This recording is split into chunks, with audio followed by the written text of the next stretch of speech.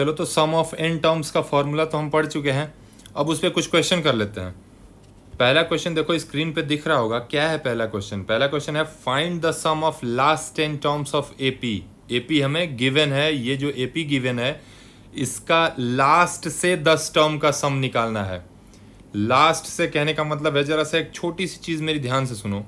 अगर मैं यहाँ पे लिखूँ 2 4 6 8 10, क्लियर है? तो ये एपी में है कि नहीं है? एपी में है कि नहीं है?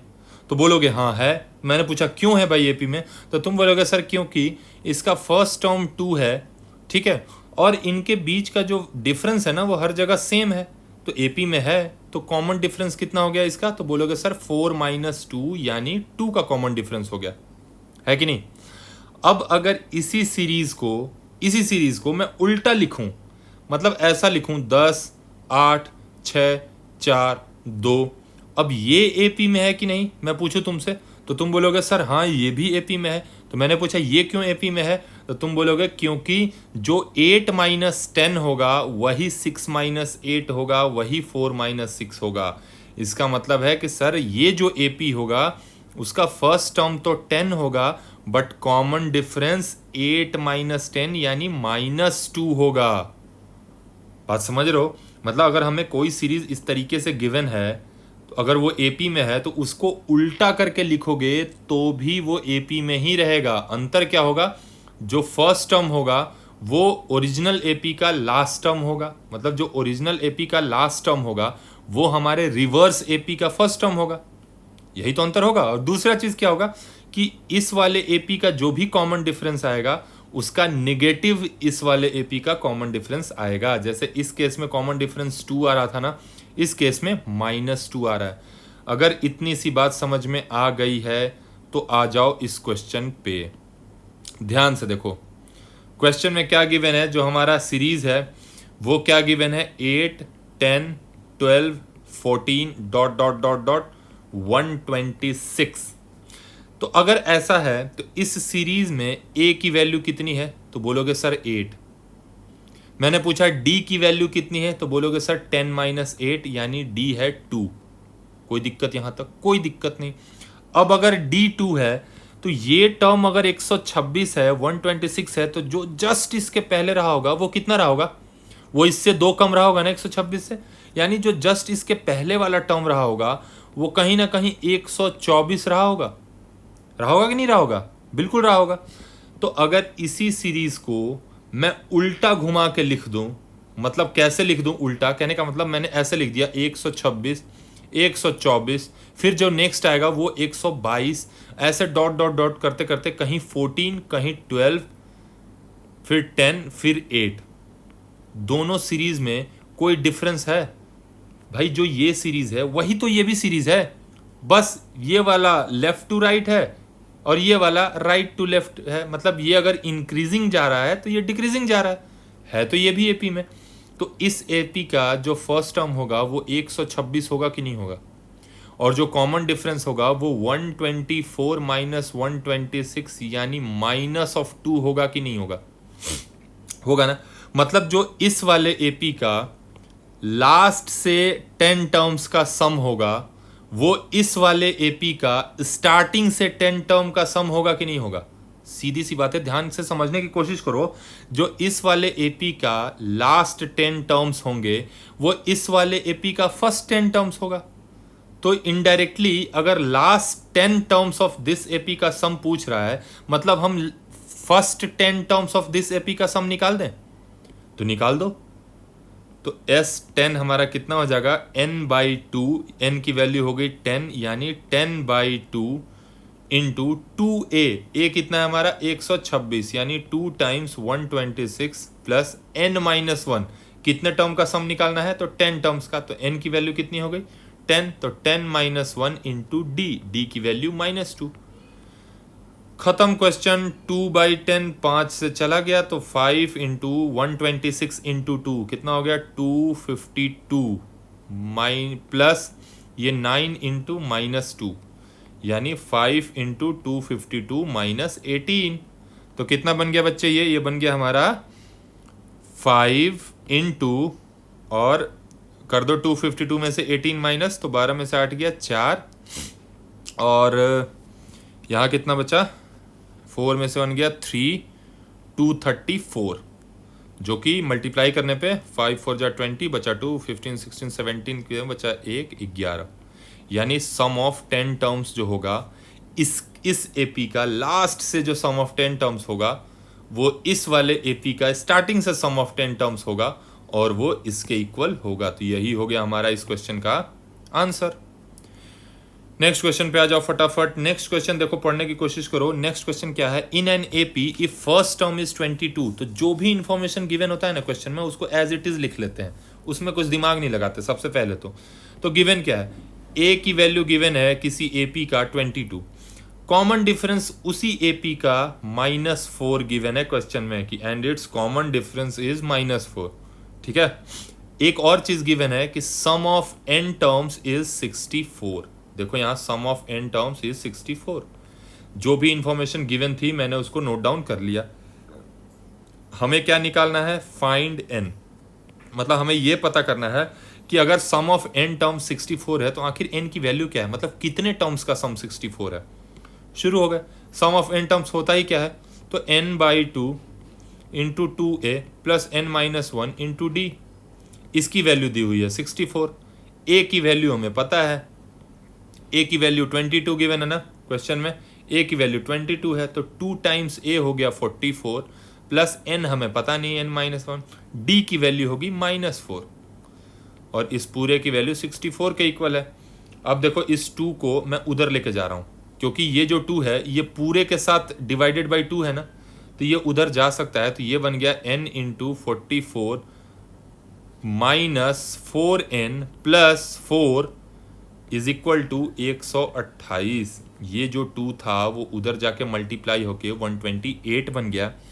इसको जब मल्टीप्लाई करोगे तो -4n प्लस 4 बनेगा। फर्दर जब और मल्टीप्लाई किया तो ये हमारा 44 है, ये 44 है, तो करोगे तो 44n -4n square plus 4n is equals to 128। तो हमारा फाइनली इक्वेशन क्या बना, -4n square plus 48n -128 is equals to 0। 4 common ले लो, -4 कॉमन ले लो, तो -4 अगर कॉमन लेंगे तो n स्क्वायर -12n बचेगा ना, -12n plus 32 is equals to 0। -4 उधर जाके 0 बन जाएगा, तो हमारा फाइनली जो इक्वेशन बना वो क्या बनेगा, n square -12n plus 32 is equals to 0। अब ये क्वाड्रेटिक इक्वेशन है, अगर पढ़ा होगा तुमने 10th में, स्टार्टिंग के ही सेकंड चैप्टर है या थर्ड चैप्टर है क्वाड्रेटिक इक्वेशन, वहां से पता है मिडिल टर्म स्प्लिटिंग। तो ये बन जाएगा n स्क्वायर माइनस 32 को स्प्लिट करके 12 बनाना है -12, तो क्या क्या हो जाएगा, 32 को 6, 32 को अगर ब्रेक किया तो 2 से 16, 2 से 8 और 4 बन जाएगा, 8 और 4 यानी -8n -4n plus 32, n into n-8 -4n-8, क्या बन गया ये n-4 इंटू n-8। जिनको ये चीज़ नहीं समझ में आया कि कैसे फैक्टराइज करते हैं, इसका मतलब उन्हें वही नहीं पता कि क्वाड्रेटिक इक्वेशन को सॉल्व करना ही नहीं आता था। सबसे पहले तो क्वाड्रेटिक इक्वेशन पढ़ो। तो यहाँ से 2n की वैल्यू आई, मतलब n इज इक्वल्स टू 4 और n इज इक्वल्स टू 8। बात समझ रहे हो, मतलब यहाँ से जब इसको सॉल्व करेंगे तो n-4 इंटू n-8 आएगा, यानी 2n की वैल्यू आएंगी। तो ऐसे हमें 2 AP मिलेंगे जिनका फर्स्ट टर्म 22 होगा, कॉमन डिफरेंस -4 होगा, तो उनका जब सम ऑफ 4 टर्म्स निकालोगे तो भी 64 आएगा और सम ऑफ 8 टर्म्स निकालोगे तो भी 64 ही आना चाहिए। समझ गए, कोई दिक्कत नहीं है। चलो आगे बढ़ते हैं, नेक्स्ट क्वेश्चन में आ जाओ। नेक्स्ट क्वेश्चन में क्या गिवन है कि in an AP the sum of first 10 terms is 1 -150। तो जो भी इंफॉर्मेशन है लिख लो, S10 मतलब सम ऑफ फर्स्ट 10 टर्म्स -150 है। सम ऑफ नेक्स्ट 10 टर्म्स, ये थोड़ा सा सोचने वाली बात है। सम ऑफ नेक्स्ट 10 टर्म्स -550 है।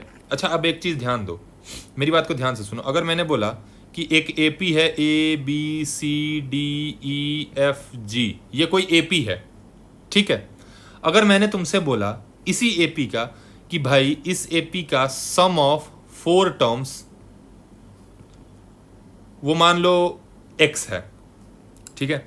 इसका मतलब मैं तुमसे यही कह रहा हूं क्या कि सम ऑफ फर्स्ट 4 टर्म्स, मतलब इन चारों का जो सम दिया हुआ है वो मैंने x दे रखा है। उसके बाद मैं अगर तुमसे बोलूं कि सम ऑफ नेक्स्ट 3 टर्म्स, अगर हमें y दिया हुआ है, तो सम ऑफ नेक्स्ट 3 टर्म्स मतलब कि क्या इन तीनों का जो सम है वो y दिया है। मतलब तुम ये कहोगे कि सर आपने a plus B plus C plus D की वैल्यू x दी हुई है और e plus F plus G की वैल्यू y दी हुई है। तो जरा बताओ तो, अगर मुझे इन सम ऑफ ऑल 7 टर्म्स चाहिए तो वो x प्लस वाई ही होगा कि नहीं होगा? होगा भाई। सम ऑफ 4 टर्म x है, सम ऑफ 3 टर्म y है, तो sum of all 7 term x plus Y ही होगा। इतनी सी बात अगर समझ में आ गई तो ऊपर आ जाओ इस क्वेश्चन में क्या है, sum of first 10 terms is -50 लिखा हुआ है। अब सम ऑफ नेक्स्ट 10 टर्म्स -550 है, तो कितने लोगों को पता चल गया कि सर इसका मतलब सम ऑफ 20 टर्म्स जो होगा वो -150 और प्लस -550 ही होगा, क्योंकि जो पहले 10 टर्म है उनका सम है -150, जो नेक्स्ट 10 टर्म्स हैं उसका सम है -550। मतलब कहने का मतलब कि जो यहां से यहां तक ये फर्स्ट 10 टर्म्स हैं इनका सम है -150, ठीक है। और जो इसके बाद के जो 10 टर्म हैं उनका जो सम है वो है -550। तो बताओ जरा, अगर किसी बच्चे को इस पूरे का सम चाहिए होगा तो वो इन दोनों को प्लस करेगा, इन दोनों को मिल जाएगा, खत्म है बात। तो आ जाओ इस क्वेश्चन में फिर से। क्या इसका मतलब है कि जो सम ऑफ 20 टर्म्स इसने इनडायरेक्टली दे रखा है वो कितना दे रखा है? -150 -550 एंड दिस इज समथिंग 700 -700।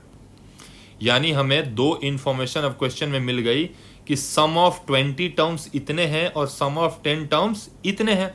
तो भाई फाइंड द AP, मतलब A और D निकालना है। तो इक्वेशन बनाओ।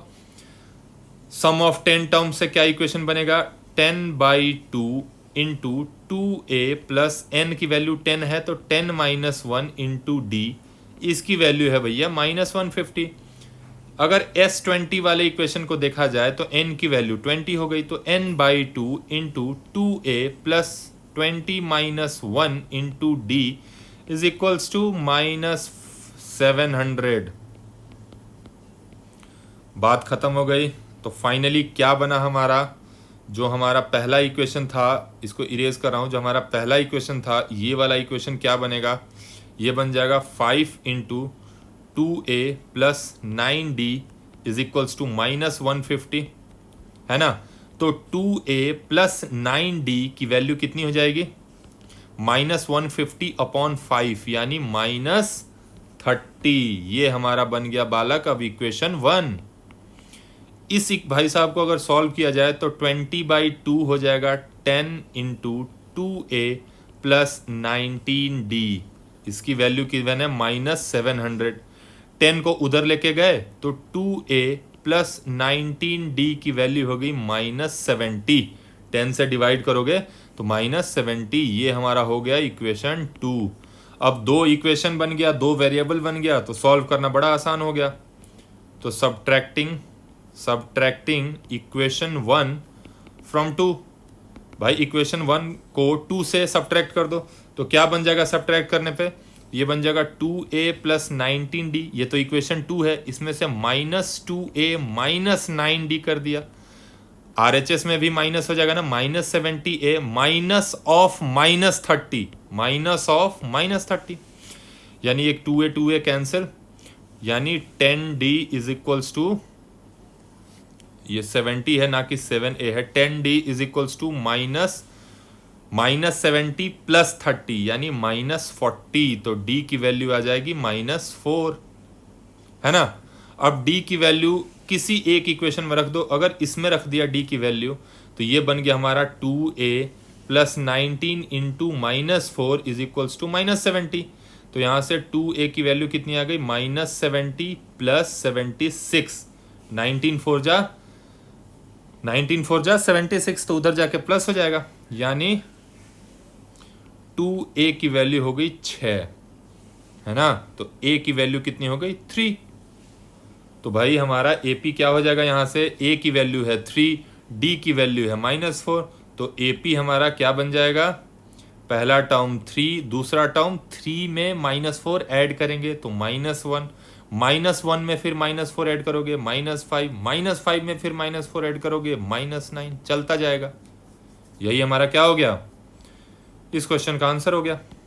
क्लियर है, समझ में आना चाहिए। नेक्स्ट क्वेश्चन पे आओ। Find the sum of all integers between 50 to 600 which are divisible by 13।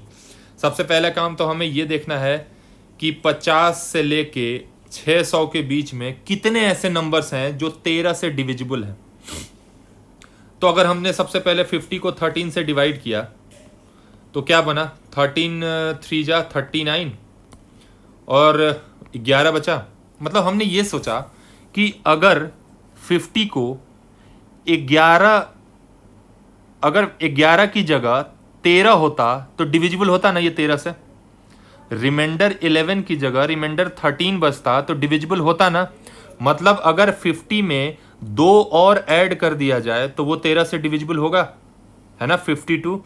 तो सबसे पहला नंबर जो होगा, जो इसके बीच में लाई करेगा और जो 13 से डिविजिबल होगा, वो होगा 52। जो अब जो नंबर होगा वो इसमें 13 ऐड करते चले जाएंगे, मिलता चला जाएगा। तो जो नेक्स्ट नंबर आएगा वो 52 प्लस 13 यानी 65। जो नेक्स्ट नंबर होगा वो 13 इंटू 7 या 65 में 13 ऐड करो तो बन जाएगा 78। इसी तरीके से चलते चलते चलते चलते अब जो हमारा आखिरी नंबर होगा, जो 600 के जस्ट पहले या 600 खुद भी होगा, चेक करना पड़ेगा, जो 13 से डिविजिबल हो। तो मैंने चेक किया कि कहीं 600 ही तो नहीं है। तो 600 से जब डिवाइड किया 13 को तो 13 4 जा 52, बचा 80, 13 6 जा 78, रिमाइंडर बच गया 2। इसका मतलब है कि ये 2 फालतू बच गया 600 में। मतलब अगर 600 में ये फालतू का 2 नहीं होता तो ये डिविजिबल होता ना रिमाइंडर। तो अगर इसको माइनस कर दे इसमें से तो 598 होगा, that will be divisible by 13, क्योंकि रिमाइंडर 2 नहीं बचेगा फिर। तो आखिरी नंबर हमारा 598 होगा। इसको डिवाइड करके चेक कर लेना, 13 से डिविजिबल होगा। तो इतने ही नंबर मिलेंगे हमें 50 से बड़ा और 600 से छोटा जो 13 से डिविजिबल होंगे। अब हमने देखा कि भाई ये तो एपी में निकले सारे, क्योंकि सबके बीच में 13 का गैप है कि नहीं है। तो इसका मतलब है कि this series is in AP, this series is in AP. और कैसा एपी है, जिसका फर्स्ट टर्म 52 है और सेकेंड कॉमन डिफरेंस कितना है, डी की वैल्यू कितनी है 65 माइनस 52, यानी डी की वैल्यू है 13। तो भाई हमें basically sum of is this all terms निकालना है, सम ऑफ ऑल टर्म्स। अब तुम्हें पता है क्या कि इसमें ये कितने नंबर हैं ऐसे? हमें तो पता ही नहीं, हमने गिना थोड़ी है। हमने तो बस ये देखा कि पहला ये होगा और इसमें 13 ऐड करते चले जाएंगे तो मिलता जाएगा, और आखिरी हमने निकाल लिया कैलकुलेट करके। बट ये टोटल कितने नंबर हैं टर्म्स, कितने नंबर ऑफ टर्म्स हैं, ये तो पता ही नहीं है।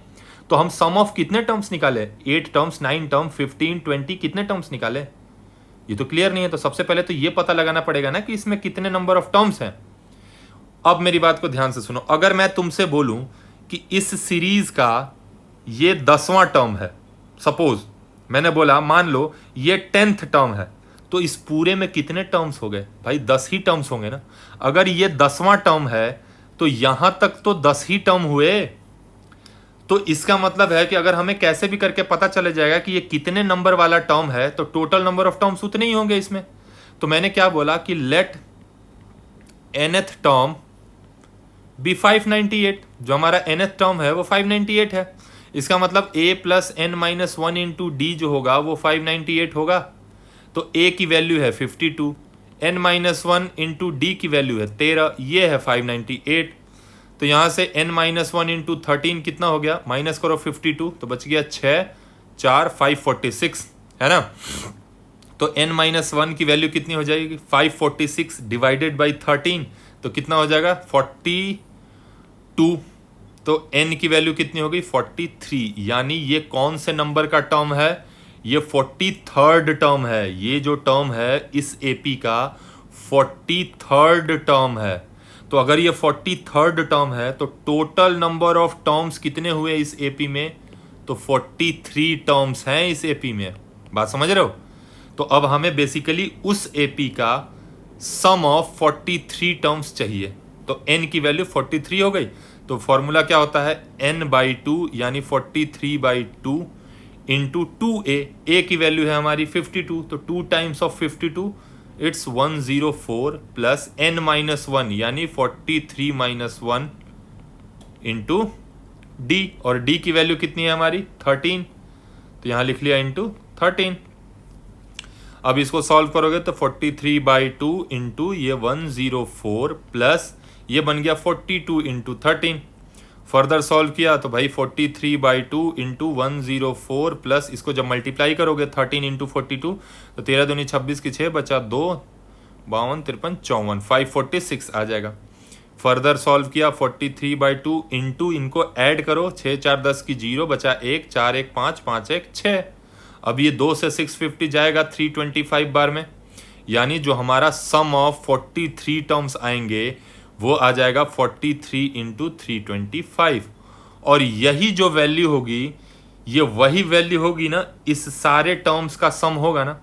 मतलब ये जो वैल्यू थी जो हमने कैलकुलेट किया वो sum of all numbers between 50 and 600 which are divisible by 13 है। ठीक है, तो जो भी आएगा ये मल्टीप्लाई करके यही हमारा इस क्वेश्चन का आंसर हो जाएगा। क्लियर है? नेक्स्ट क्वेश्चन पे आ जाओ फटाफट। नेक्स्ट क्वेश्चन देखो, the first and last term of an AP is 7 and 79। मतलब गिवन क्या है, a इज इक्वल टू 7 है, लास्ट टर्म हमें पता ही नहीं है। लास्ट टर्म मतलब कौन से नंबर का टर्म लास्ट है, मतलब 50वां टर्म लास्ट है कि 49वां टर्म लास्ट है कि 20वां टर्म लास्ट है, हमें तो पता ही नहीं है। हमें बस इतना पता है कि जो L है हमारा लास्ट टर्म है वो 49 है ना। और sum of all terms, sum of all terms कितने हैं भाई 420 है। तो नंबर ऑफ टर्म्स तो हमें पता ही नहीं कि कितने नंबर ऑफ टर्म्स हैं, तो वहां पहले बुद्धि लगाया। तो एक फॉर्मूला हमने पढ़ा है कि सर अगर फर्स्ट टर्म और लास्ट टर्म दोनों पता होगा तो सम ये होता है। तो सम ऑफ n टर्म्स जो है हमें पता ही नहीं है कितने नंबर ऑफ टर्म्स हैं, तो n/2 इंटू a की वैल्यू 7 है, l की वैल्यू 49 है, और यही जो है वो 420 है ना सम ऑफ। अब इसी को मान लिया लास्ट टर्म, तो sum of terms up to 49 जो 420 है। तो भाई n की वैल्यू यहां से आ जाएगी n/2 into 53 is equal to 420। तो n की वैल्यू हो जाएगी 420 इंटू 2 डिवाइडेड बाई 53।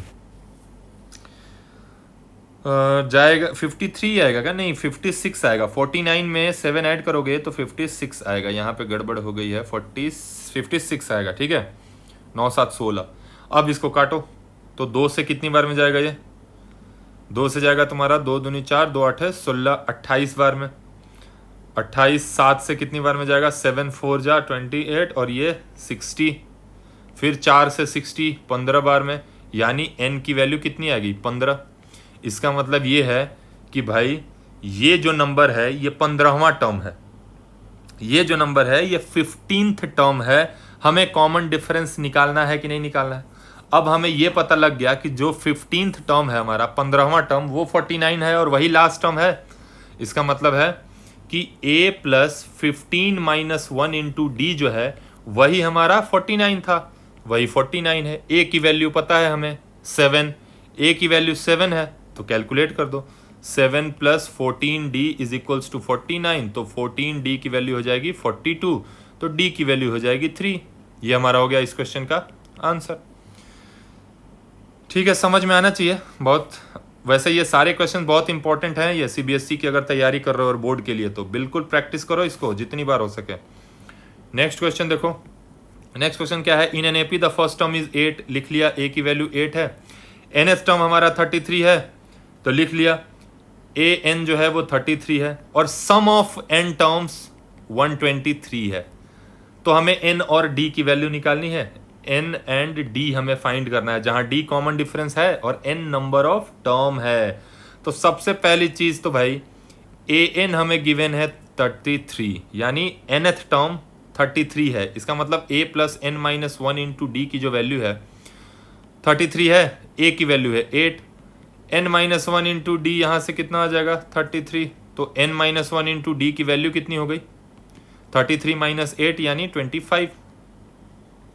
ये हमें निकल गया। नेक्स्ट इंफॉर्मेशन क्या गिवन है भाई, Sn हमारा 123 है, तो Sn क्या होता है n by two into 2a plus N minus one into D.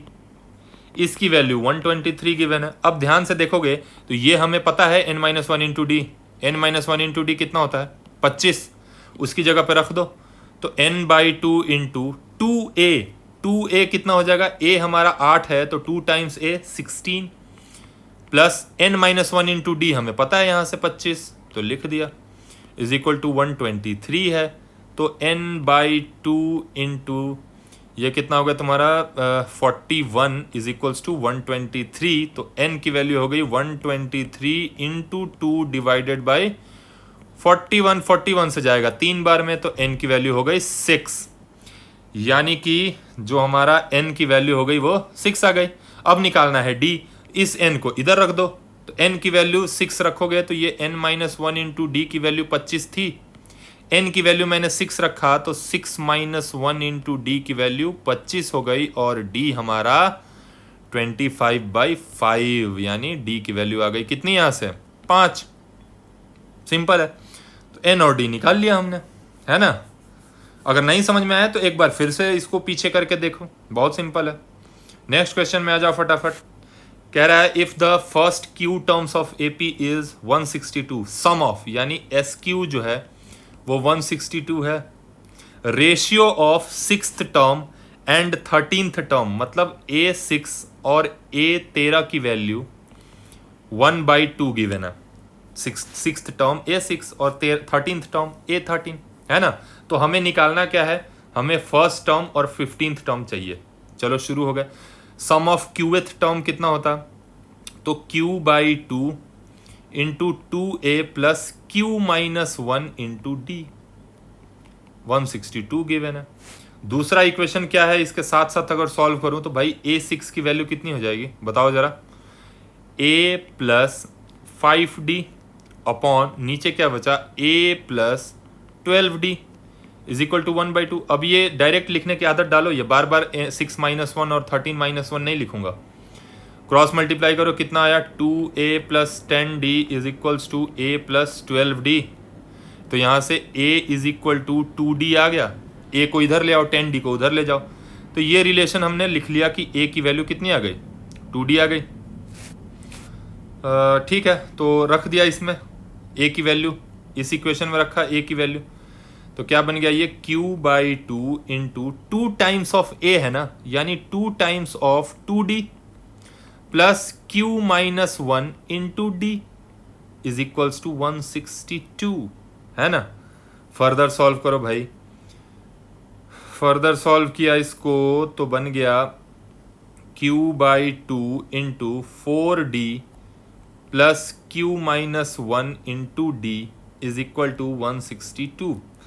अंदर से d बाहर ले आओ तो बन जाएगा dq/2 into 4 plus q minus one is equals to 162। मैंने यहाँ से d कॉमन ले लिया और कुछ नहीं किया है, तो फर्दर क्या बन गया ये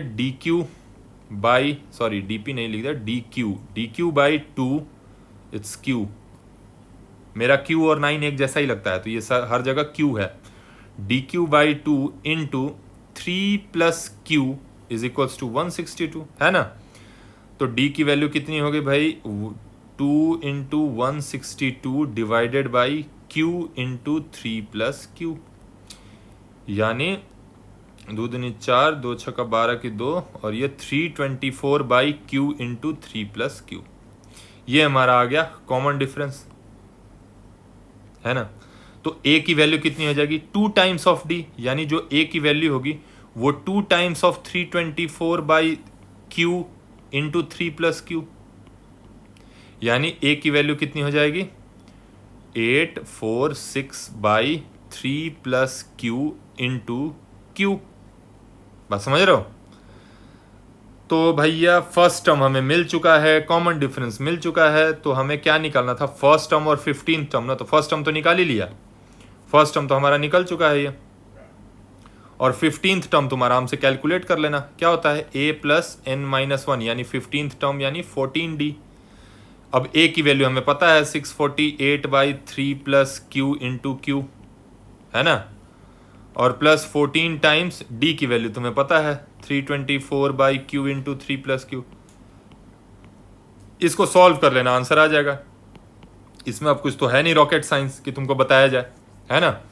इसको सॉल्व करना ना, आराम से आंसर आ जाएगा। थोड़ा कॉम्प्लेक्स है क्योंकि वेरिएबल में है, तो अब क्या कर सकते हैं, वेरिएबल को थोड़ी छेड़ सकते हैं।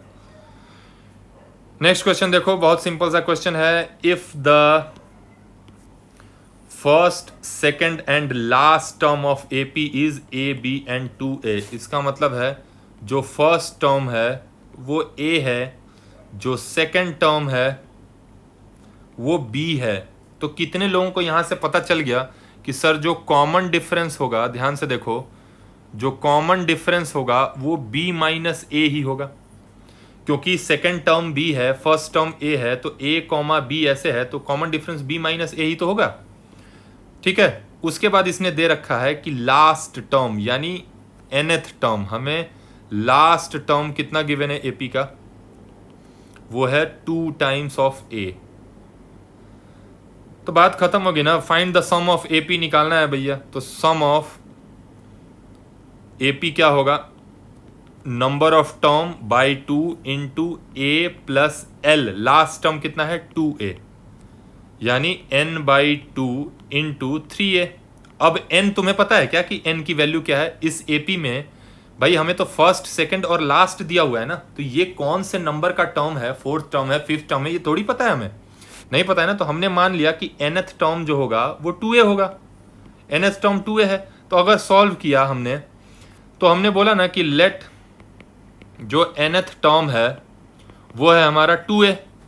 इसका मतलब a हमारा फर्स्ट टर्म तो a ही है इस क्वेश्चन में, देखो इस क्वेश्चन में फर्स्ट टर्म तो a ही है ना। तो a plus n-1 into d, और d कितना है हमारा, d हमारा है b minus a into b minus a, इसकी वैल्यू गिवन है 2a। तो सॉल्व करो, n-1 into b minus a is equal to 2a में से a माइनस हो जाएगा तो a बचेगा, तो n-1 की वैल्यू क्या हो जाएगी a/b माइनस a। तो n की वैल्यू क्या हो जाएगी बच्चे, यहां से इसको मैं थोड़ा सा ब्लॉक कर दे रहा हूं इधर से,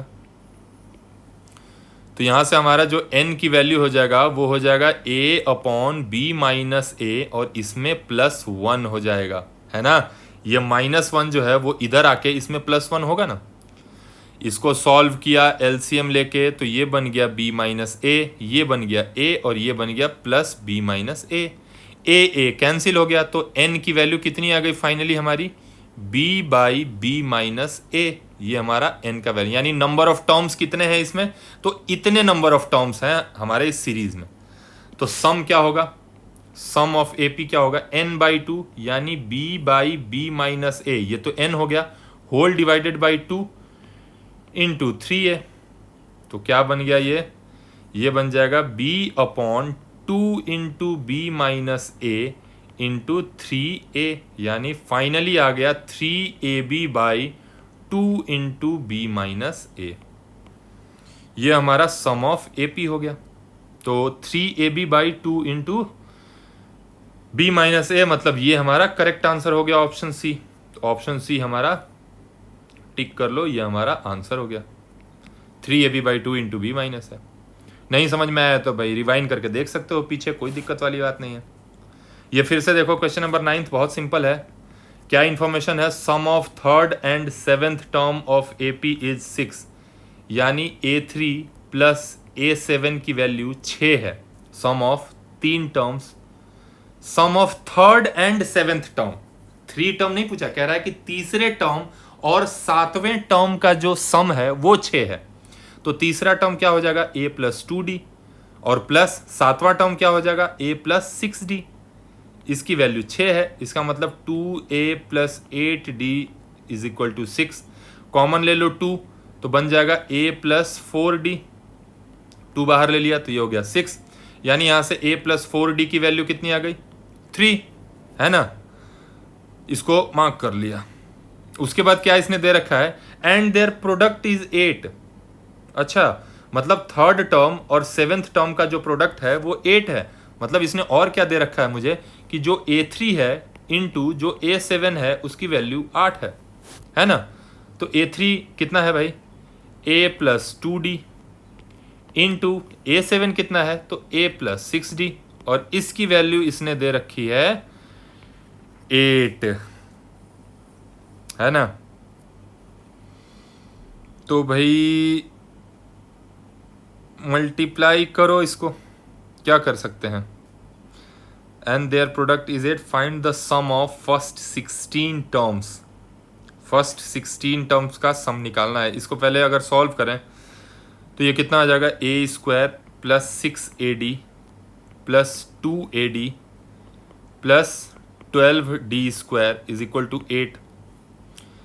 तो यहाँ से क्या बचा हमारे पास, a square plus 12d square plus 8ad is equal to 8 होगा ना। अब यहाँ से बच्चे मैं अगर मुझसे पूछा जाए कि यहाँ से a की वैल्यू कितनी हो जाएगी, तो मैं 3 माइनस 4d बोलूँगा, a की वैल्यू बोलूँगा ना 3 माइनस 4d। इस a की वैल्यू अगर इसमें रख दूँ तो ये 3 माइनस 4d का होल स्क्वायर बन जाएगा। ये जो a स्क्वायर है, a की जगह 3 माइनस 4d रखने पे ये 3 माइनस 4d का होल स्क्वायर बन जाएगा, plus 12d square plus 8 into a, यानी फिर से a की जगह 3 माइनस 4d और इंटू d, इसकी वैल्यू है 8। समझने की कोशिश करो, ये a minus b whole square बन गया तो क्या होता है, a square plus b square minus 2ab। Colour change करके इसको सॉल्व कर रहा हूँ, तो ये जो वैल्यू है वो क्या बन जाएगी, a स्क्वायर यानी 9 प्लस बी स्क्वायर यानी 4d का होल स्क्वायर यानी 16d स्क्वायर माइनस 2ab यानी 24d। ये अभी मैंने 3 माइनस 4d के होल स्क्वायर को तोड़ा है, प्लस क्या है इसमें 12d स्क्वायर प्लस 8d, ये देखो 8 इंटू डी, इसको एक बार 3 से मल्टीप्लाई करेंगे, एक बार माइनस 4d से, तो 8d इंटू 3 कितना हो जाएगा, 24d minus 32d square is equal to 8। ये तुम आराम से खुद से मल्टीप्लाई करना, बहुत सिंपल है, ये तुम्हें आता है, ये सिंपल मल्टीप्लिकेशन है, इसमें कुछ समझाना नहीं है। तो फर्दर ये क्या बना, टोटल 12d स्क्वायर और 16d स्क्वायर कितना बन गया, 28d स्क्वायर।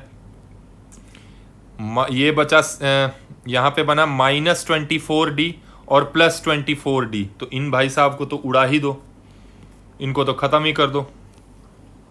उसके बाद हाँ एक और छूटा है यहाँ पे, देखो 16d square plus 12d square minus 32d square है, तो बचा क्या हमारे पास, 16d square plus 12d square minus 32d square. उसके बाद क्या बचा, प्लस 9, बस plus 9 minus 8 is equal to 0। इस 8 को भी इधर लेके आ गए तो माइनस 8 हो गया, यानी क्या आया, ये हो गया तुम्हारा 28 में से 32 गया, ये माइनस 4d स्क्वायर बचेगा और प्लस 1 इज इक्वल टू 0, यानी d स्क्वायर की वैल्यू कितनी आ गई, माइनस 4d स्क्वायर की वैल्यू होगी माइनस 1, तो d स्क्वायर की वैल्यू होगी 1/4, क्योंकि माइनस माइनस तो कैंसिल हो गया, यानी d की जो वैल्यू है यहां से प्लस माइनस 1/2 आएगा, प्लस 1/2 भी आएगा और माइनस 1/2 भी आएगा। भाई d is equal to root under करोगे ना 1/4, तो प्लस 1/2 भी आएगा और माइनस 1/2 भी आएगा, ठीक है। तो मतलब कि हमारा d की वैल्यू, फिर से देखो मैं इधर लिख रहा हूं ब्लैक कलर से, हमारे d की दो वैल्यू आ गई, एक 1/2 और दूसरी आ गई d is equal to minus 1/2। अब हमें a क्या निकालना था, देखो तो a की वैल्यू ये थी 3 माइनस 4d, तो अगर d की वैल्यू 1/2 है तब a की वैल्यू क्या होगी 3 माइनस 4 इंटू 1/2 यानी 3 माइनस 2 यानी 1। a की वैल्यू 1 होगी कब, जब d की वैल्यू 1/2 होगी, है ना। और अगर d की वैल्यू -1/2 है तब a की वैल्यू कितनी होगी, तो 3 माइनस 4 इंटू -1/2। इसमें रख देना है चुपचाप, d की वैल्यू इसमें रख दोगे तो a निकल जाएगा, इसमें तो कुछ टेंशन ही नहीं है। तो a is equal to 3 minus minus plus और ये 2 यानी a की वैल्यू हो गई 5। तो यहां से क्या आया बच्चे, ध्यान से देखो, हमने लिया केस 1 कि अगर हमारा a की वैल्यू 1 है और d की वैल्यू 1/2 है, अगर हमारा a की वैल्यू 1 है और d की वैल्यू 1/2 है, तो हमारा सम ऑफ फर्स्ट 16 टर्म्स क्या आएगा, तो हमारा जो S16 आएगा यहां से वो कितना आएगा, S16 16/2 n/2 इंटू 2a यानी 2 times 1 plus n-1 into D. तो n की वैल्यू क्या है 16 है ना, तो 16 माइनस 1 15 इंटू डी यानी 1/2। तो ये हो गया 8, 2 से गया ना 16 8 बार में, 8 इंटू 2 प्लस 15/2 यानी 8 इंटू इसको सॉल्व करोगे तो ये आएगा 19/2 यानी कितना बचा तुम्हारे पास 76। सम ऑफ 16 टर्म्स आएगा 76। ये 2 से कटेगा ना 4 बार में, इसमें कौन सा डाउट हो जाता है ना। ये तो केस 1 हुआ। अब बताओ बच्चे केस 2 क्या लेंगे, हैं? अब तो समझ में आ गया होगा ना। केस 2 जो होगा वो क्या होगा कि सर केस 2 वो लेंगे जब a की वैल्यू 1 हो जाएगी और d की वैल्यू जब a की वैल्यू केस 2 में क्या था यहाँ पे, जब a की वैल्यू 5 और d की वैल्यू -1/2 हो जाएगी। भाई दोनों केस संभव है ना, जब हमारे दो वैल्यूज आ रहे हैं तो दोनों केस संभव है, ऐसे दो AP होंगे। तो जब a की वैल्यू 5 होगी और d की वैल्यू -1/2 होगी तो जो हमारा सम ऑफ 16 टर्म्स होगा वो हो जाएगा 16/2 इंटू 2a की वैल्यू 10 प्लस n-1 मतलब 16 - 1 यानी 15 इंटू डी 1/2 -1/2, है ना। तो कितना आ जाएगा ये 8 इंटू 10 माइनस 15/2। तो ये फर्दर सॉल्व करोगे तो 8 इंटू 5/2 आ जाएगा, तो 2 से कट गया 4 बार में यानी S16 हमारा 5 इंटू 4 20। यही हो गया आंसर, है कि नहीं है। तो इस क्वेश्चन में जो हमारा आंसर हो गया वो यही हो गया कि S16 की दो वैल्यूज आ सकती हैं, या तो सम 20 आएगा या तो सम 76 आएगा। मतलब ये जो गिवन कंडीशन है ना ये दो AP को सेटिस्फाई करेगा। मतलब ऐसे दो AP होंगे जिनका थर्ड टर्म और सेवेंथ टर्म का सम 6 आएगा और उनका प्रोडक्ट 8 आएगा। और वो कैसे दो AP होंगे, तो एक वो AP होगा जिसका फर्स्ट टर्म 1 होगा और कॉमन डिफरेंस हाफ होगा, एक दूसरा AP होगा जिसका फर्स्ट टर्म 5 होगा और कॉमन डिफरेंस -1/2 होगा। तो भाई दोनों अलग अलग AP हैं तो दोनों AP के सम ऑफ 16 टर्म्स भी तो अलग अलग आएंगे ना। तो पहले वाले AP का जब सम ऑफ 16 टर्म्स निकाला तो ये आंसर आया, दूसरे वाले AP का सम ऑफ 16 टर्म्स निकाला तो ये आंसर आया, खत्म। नहीं समझ में आया तो एक बार फिर से पीछे जाके देखो, है ना। अब एक क्वेश्चन मैं तुम लोगों को दे रहा हूं ये क्वेश्चन है तुम्हारे सामने, ये प्रूफ करना। क्वेश्चन तुम्हारे सामने गिवन है कि sum of n terms of 3 arithmetic progression is इतना इतना इतना। First term is unity. Unity का मतलब यह है कि तीनों AP का जो तीन अलग अलग AP के सम जो है, तीन अलग अलग AP है हमारे पास, तीनों के सम ऑफ n टर्म्स इतने इतने इतने हैं, ठीक है। और तीनों AP का जो फर्स्ट टर्म है वो यूनिटी है, मतलब 1 1 1 है तीनों AP के। बट मतलब थोड़ा सा हिंट दे देता हूं मैं, जो पहला AP जो हमारा फर्स्ट AP है उसका भी फर्स्ट टर्म 1 है लेकिन कॉमन डिफरेंस 1 है। जो दूसरा वाला AP है उसका फर्स्ट टर्म 1 है बट कॉमन डिफरेंस, इसका नाम कुछ अलग दे दो, A1 और D1 दे दो, कॉमन डिफरेंस 2 है। जो तीसरा AP है उसका भी फर्स्ट टर्म 1 ही है और कॉमन डिफरेंस 3 का है। यहाँ क्वेश्चन में दिया हुआ है कॉमन डिफरेंस 1 2 3 है। तो इस वाले एपी के जो सम ऑफ एन टर्म्स हैं उसको S1 बोला है, इस वाले एपी का जो सम ऑफ एन टर्म्स है उसको S2 बोला है, और इस वाले एपी का जो सम ऑफ एन टर्म्स है उसको S3 बोला गया है। तो तुम्हें प्रूव करना है S1 प्लस S3 2S3 होगा। ठीक है, इसको प्रूव करो और कमेंट करके बताना कि ये आंसर आया या नहीं आया। ठीक है, और अगर कोई भी प्रॉब्लम हो इस टॉपिक में, जो अभी जितने भी क्वेश्चन कराए गए हैं, तो कमेंट करके जरूर बताना। ओके, जितने भी लोग नए हैं इस चैनल को सब्सक्राइब करना ना भूलें। Thank you very much.